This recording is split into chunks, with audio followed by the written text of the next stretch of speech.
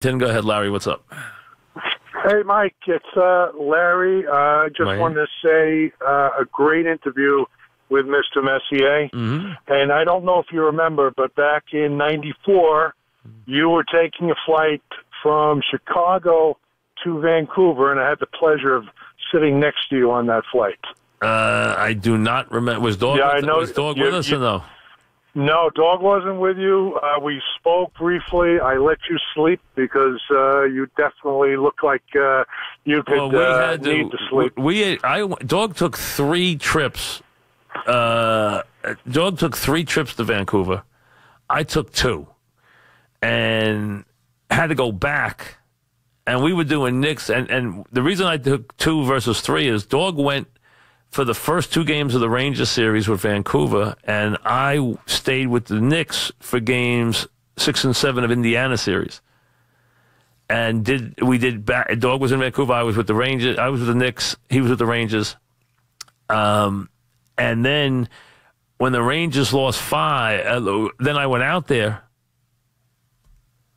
and then we went. Well, Dog went to the last game of the series before Vancouver, then went to Vancouver, and I went with the Rangers. I went with the Knicks, and then I went out to Vancouver, and then went back to Vancouver for Game 6. So I went there for 3. Dog was there. I guess it was the series before, and then it was which was closing out, and then he was with that, and I was with the. Knicks. There was a time I was with the Knicks for Game 7, Indiana, and he was with the Rangers. And then I did make 2 different trips to Vancouver. And Game 6, Vancouver, Dog and I, after the game, went right to Houston for the Knicks Houston. So, I mean, it was crazy. And then, obviously, we know what happened Game 7 with the Rangers. But Game 7, and Mark thought I meant Game 7, the Vancouver series. Game 7 Devil series was actually the most intense I ever felt the Garden in my life. Even more so than the final. The intensity in that building with those 2 teams, they were so unevenly matched. The series, it was so, they had won Game 6 in dramatic fashion. Messier with the guarantee, Richter's play had been unbelievable. They were down 2-0, but they could have been down 5. I mean, just unbelievable what they did. And there was some things inside that team that were not good at that time. Really crazy. Steve in Smithtown, what's up, Steve? Hey, Mike. As far as Eli, I totally agree with, all the things you and the calls articulated about the situation. I'm very surprised that this amateur type approach the Giants are taking to this whole thing. But I have a question for you. Sure. And I'm assuming that they knew that Eli would turn down this whole start the game. Well, John said that he didn't think he was going to turn it down. I think that they thought that he would. My question is this. Is there any possibility that they're afraid he'll get hurt? What would the salary cap implications and the financial part of the implications be if he got hurt? Would that derail their plan? That's basically my question. I mean, only if his injury was such that it ended his career.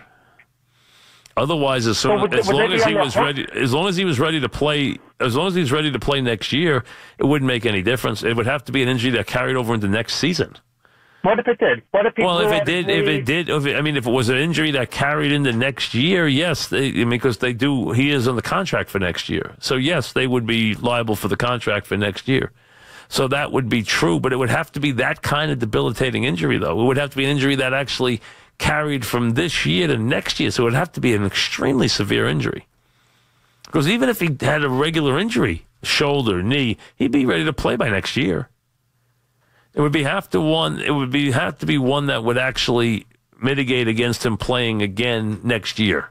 Then yes, that would be the case. So I understand what you're saying, but I don't think that is the motivation.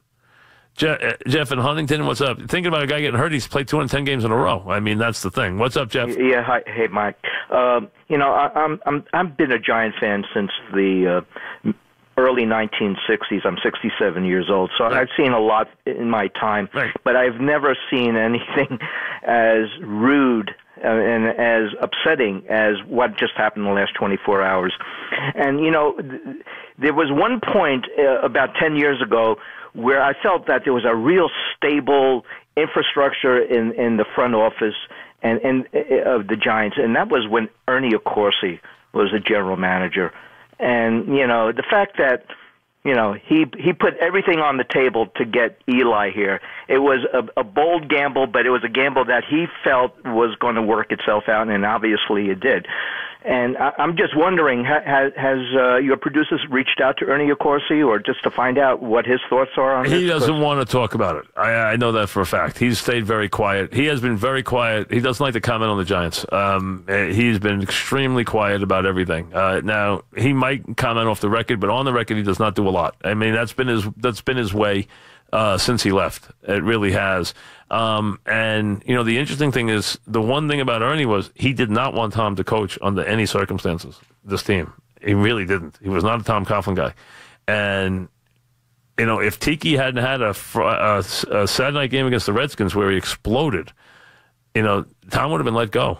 And instead, he went on to win 2 Super Bowls. So, I mean, it's amazing how fortunes change. It really is. I mean, because that game that Tiki had that Saturday night against the Redskins where he rushed for 255 yards or whatever it was, saved Tom's career. Because Ernie was going to fire him. 6 o'clock, we have a